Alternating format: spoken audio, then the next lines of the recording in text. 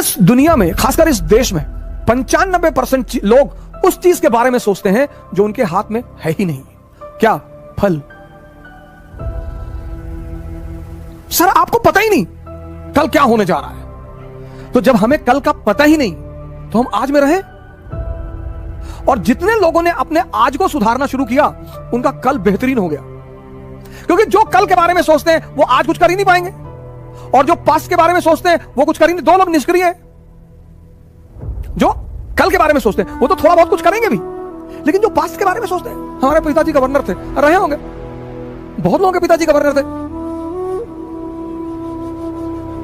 Sir मुसीबत आती है परिवर्तन करने के लिए, यह मुसीबत का बहुत बड़ा पहलू है सर।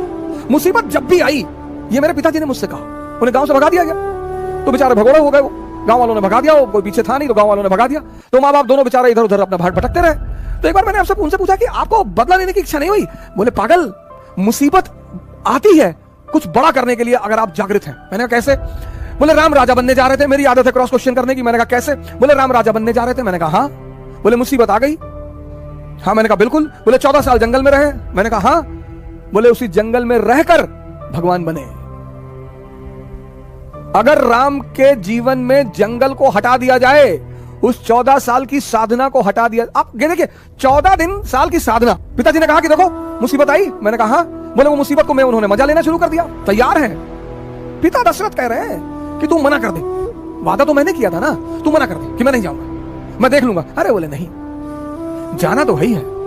और ये इस बात का संदेश है कि हर व्यक्ति को, वो चाहे भगवान ही क्यों ना हो, कितना बड़ा संदेश है कि हर व्यक्ति को इस जीवन में संघर्ष करना है।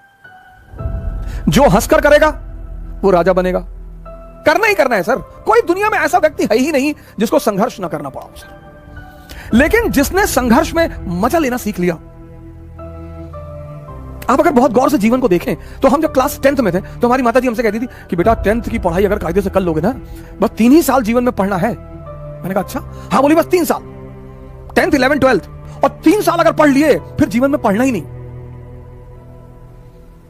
हमें लगता है आपको भी कहा गया होगा कि बस 3 साल, अब आपने पढ़ लिया, 97.8% आपके मार्क्स आ गए। अब पता चला कि भैया अगर IIT निकल जाए, मेडिकल निकल जाए, KGMC मिल जाए, अरे फिर तो जीवन, आपने फिर से दम लगा दिया, IIT भी निकल गया। अब जब आप IIT से निकल आए तो फिर एक और बवाल हो गया। आपके मोहल्ले का एक लड़का IAS हो गया, पूरा खानदान में पूरा खानदान को दहेज में BMW मिल गई, 10 करोड़ कैश मिल गया। अब आपके पिताजी फिर आपकी तरफ पलटे कि तुम तो वैसे भी इस परिवार के चंगेज खान हो, तुम्हें किस बात का डर? तुमने कहा हाँ चंगेज खान तो मैं हूं। हाँ बोला, जब ये मामूली सा ये सिंह साहब का लड़का अगर IAS बन सका, तुम्हारे लिए क्या है? तुमने कहा बिल्कुल हमारे लिए क्या है। और तुमने झोरा डंडा उठाया और बाबूजी का पैर छुआ कि बाबूजी चल रहे हैं, अब दिल्ली फतेह करके जाएंगे। चलो फिर IAS बन गए, फिर बन गए। आप देखो जिंदगी में कहीं भी संघर्ष खत्म नहीं हो रहा है।